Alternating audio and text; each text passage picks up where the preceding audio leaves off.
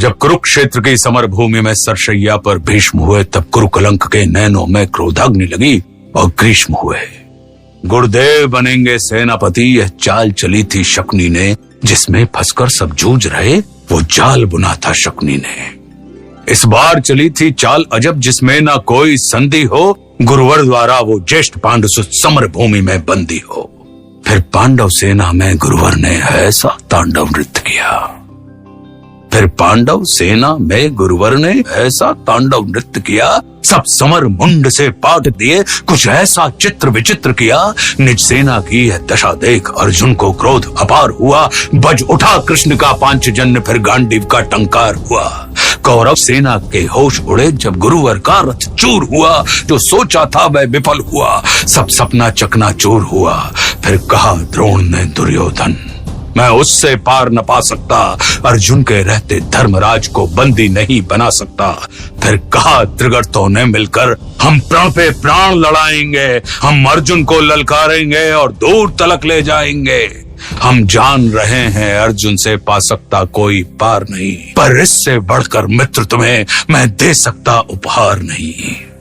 फिर क्या था, फिर क्या था, ऐसी नीति बनी जिसको सबने मंजूर किया।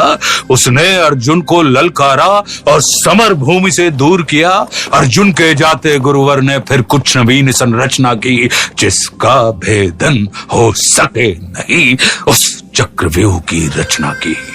पांडव सेना भयभीत हुई, यह देख शत्रुदल सुखी हुए। जो सदा शांतचित रहते थे वे धर्मराज भी दुखी हुए। निज सैन्य तात को दुखी देख फिर शेर बबर को जगना था। जो धनी धनुष के बनते थे उनको भी नाक रगड़ना था। है उम्र 18 बरस मगर ये बड़ा धनुष का धन्नु है उम्र 18 बरस मगर ये बड़ा धनुष का धन्नु है। सबने देखा कोई और नहीं, ये अर्जुन सुत अभिमन्यु है। मैं इसका भेदन कर दूंगा, यह भेद गर्भ में सुना हुआ। दादाजी चिंता दूर करो, ये सुन साहस 100 गुना हुआ। फिर अभिमन्यु के पीछे ही कुछ तेज चले, कुछ धीम चले, कुछ पैदल घोड़े रथ सवार ले, गदा गदाधर भीम चले।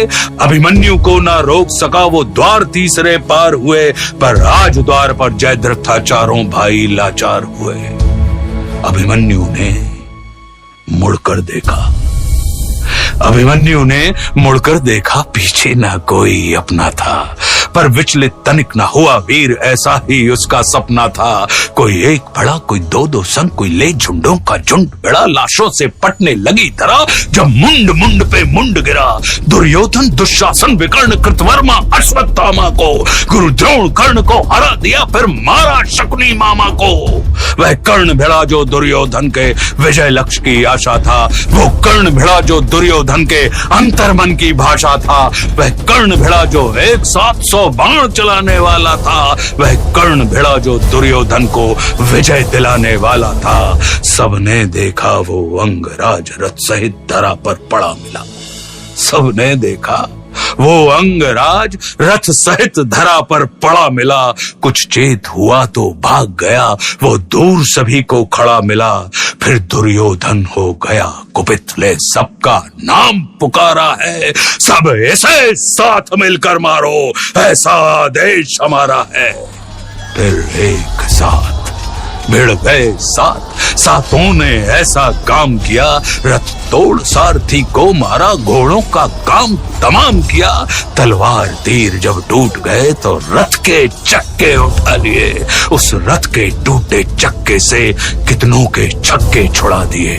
यह देख अधम दुशासन ने तब सर पर गदा प्रहार किया।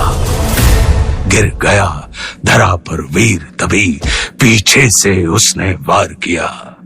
सब नियम युद्ध के भूल गए और ऐसा अत्याचार किया। फिर बारी बारी से सबने उसके सीने पर वार किया। सब मायापति की लीला है।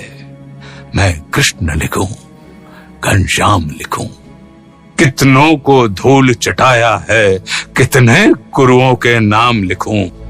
शब्दों में सहज सुशीलापन, अब कविता को विश्राम लिखूं। मैं उस बालक अभिमन्यु को अब अंतिम बार प्रणाम लिखूं।